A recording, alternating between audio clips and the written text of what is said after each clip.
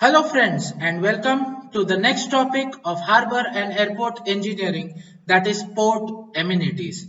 I myself, Tushar Patel, Assistant Professor of the Department of Civil Engineering from the college Mahatma Gandhi Institute of Technical Education and Research Center, Navsari. Before starting off, B.B. King once said, "A beautiful thing about learning is that no one can take it away from you." Meaning, education is a long term investment. The time and money you put in, the courage you have to move through challenges and preserves. It will all keep paying off for the rest of your life. So, moving forward, the content for today's they are ferry. Then I'll be explaining you about what is a ferry slip, also known as a transfer bridge. Then we have all the floating landing stages. Next we move across to the transit sheds, warehouses and the cold storages inside an harbor. Then what is an apron and all the cargo handling equipments. Now let us all know what is a ferry. A ferry or a ferry boat is a boat or a ship used to carry primarily the passengers and sometimes vehicles and also cargo across a body of water. Most ferries operate on regular frequent return services. A passenger ferry with many stops, such as in Venice, is sometimes called a water bus or a water taxi. Ferries form a part of the transport system of many waterside cities and islands, allowing direct transits between the point at a capital cost much lower than the bridges or tunnel. However, ship connections of much larger distances may also be called as ferry services, especially if they are carrying vehicles. Ferry design depends on the length of the route, passengers or the vehicle capacity required, speed requirements, and the water conditions the craft must deal with. So, there are many types of ferries. We'll just explain one by one the double-ended ferry, hydrofoil, hovercraft, catamaran, ro-ro ferry, cruise ferry, fast ropax ferry, turntable ferry, pontoon ferry, foot ferry, and cable ferry. So, moving across to the explanation of all the types. Firstly, the double-ended ferry. It has an interchangeable bows and sterns, allowing them to shuttle back and forth between two terminals without having to turn around. Next is the hydrofoil, higher cruising ships, higher cruising speeds, only passenger ferry, and these are used at English and Canary Islands. Next we come across to the hovercrafts. These were built in the mid 1960s and mid 1970s to carry cars. It was superseded by the catamaranes, which are nearly as fast and are less affected by the sea and the weather conditions. Now next, catamaranes. It is normally associated with high-speed ferry service. Water jet powered vehicles are their significance. Ro-ro fax ferry. Now roll on and roll off ferries are large conventional ferries named for the ease by which the vehicles can board and leave. Cruise ferry, a ship that combines the features of a cruise ship and a ro-ro ferry, is known as a cruise ferry. Fast Ropax ferry, introduced in 1995. These are the conventional ferries with large garage intake, large passenger capacity, and these are the diesel propulsions and propellers that sail over 52 or 25 knots. Next, we come across to the turntable ferry. These allow the vehicle to load from the sides. The vehicle platform can be turned sideways to allow the sideway loading of these vehicles. Pontoon ferry, used in a less developed country with large rivers. One or more vehicles are carried on a pontoon with ramps at either end for the vehicles to drive on and off. Motorized and to be able to steer independently like a boat. Foot ferry, small craft used to ferry foot passengers and often also cyclists over rivers.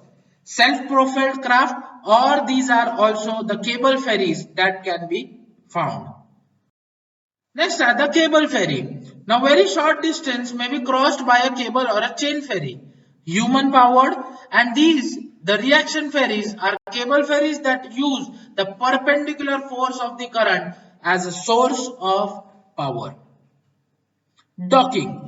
This is a type where ferry boats often dock at specialized facility designed to position the boat for loading and unloading called the ferry slip. The apron ramp will be a part of the ferry itself.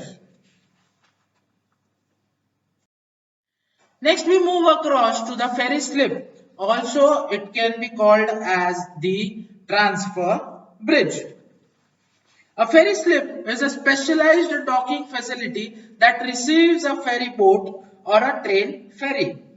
A similar structure called a barge slip receives a barge or a car float that is used to carry wheeled vehicles across a boat of water. Often, a ferry intended for motor vehicle transport will carry its own adjustable ramp. When elevated, it acts as a waveguard and is lowered to a horizontal position at the terminus to meet a permanent road segment that extends under water. In other cases, the ramp is installed at the ferry slip and is called a link span or an apron. Such a ramp is adjustable to accommodate varying water heights and a ferry loadings to move it out of the way during approach and exit. If rail cars are carried by the ferry, the apron will have two tracks for them. In some part of the world, the structures are also called as link spans and transfer bridges. Similar structures are used to receive barges, particularly if the barge is for the carriage of rail cars. Next we move to floating landing stages. It is a platform which is used for the purpose of loading and unloading of people and goods from ocean going vessels, including boats and ships. In areas with shallow water or limited space, the landing stages may be designed for the use with tender and ship boats. Landing stages may also house custom warehouses, immigration offices, and other government facilities. They can also house things like tourist information centers. Now moving across to transit shed. These are the covered structures located adjacent or on the piers or wharves for temporary storage of cargo. The purpose for the transit shed to protect the cargo from rain, sun, cold, dust, etc. To protect the cargo from the damage or theft. They try to separate and stack the individual consignments. The storage of goods discharged from the vessels and waiting clearance to the custom and distribution to the warehouses are done in these transit sheds. These are the storage of goods arriving by land and awaiting exports. These are also in the transit sheds. Thus, the transit shed should not be used for a long time storage. The cargo should flow through the transit shed normally. Warehouses. Now these are the permanent structures where usually provided on the shore or directly behind the transit sheds for relatively long-term storage of cargo. These are also known as the storage godowns. These godowns, when used for the purpose of storing dutiable articles remaining under customs seals, are known as bonded warehouses, made up of RCC, timber framing and siding with roofing covering of appropriate roofing materials. It is should be used be light in weight, fire resisting. It should be adjacent to the piers of the valves to be served. They should have the road rails and the rail services that are to be provided at the back and the front of the warehouses with roads at both the ends. Thus, warehouses are frequently connected transit sheds by overheaded covered galleries. Cold storage warehouses are provided for the items requiring refrigeration. What is a cold storage? It is for the purpose of the storage of perishable materials like fruits, green vegetables, fishes, eggs, foods, etc. The food items which need refrigeration are to be shipped by refrigerated boats and distributed inland by roads or rails. A cold storage building must be provided on the dock in such a position that the frozen goods can be taken in as short a time as possible. Hence, the deterioration of the food items is kept to a minimum. The operation of the cold storage plant is a specialized area and the maintenance of the correct temperatures, air circulations and humidity are of a great importance to maintain the quality of food items. Next, moving across to the aprons, these are the long open space left immediately in front of a berth known as aprons.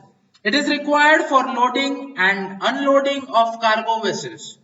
The aprons are utilized for the installation of railway tracks and various other mechanical contrivances such as road trucks, cranes, etc.